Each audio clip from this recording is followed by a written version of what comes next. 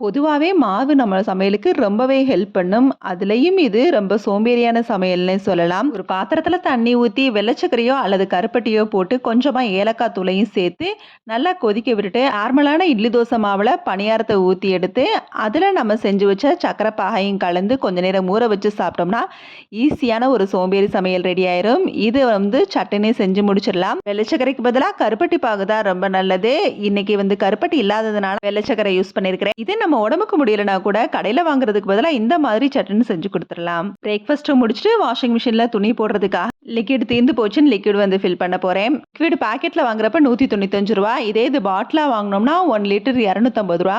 So once நம்ம பாட்டில வாங்கி வச்சுட்டு அடுத்தடுத்து நம்ம ரீஃபில் பண்றப்ப இந்த மாதிரி பாக்கெட் வாங்கி ரீஃபில் பண்ணலாம். இது இந்த லிக்விட் மட்டும் இல்ல, ஹேண்ட் வாஷ் லிக்விட், டிஷ்வாஷர் லிக்விட்னு எது வாங்கினாலும் ரீஃபில் பண்ற மாதிரி வாங்கினோம்னா நிறைய அமௌண்ட் சேவ் ஆகும். கிராசரிஸ் மூலமா சேவிங்ஸ் பத்தி நான் லாங் வீடியோ கூட போஸ்ட் பண்ணியிருக்கிறேன்.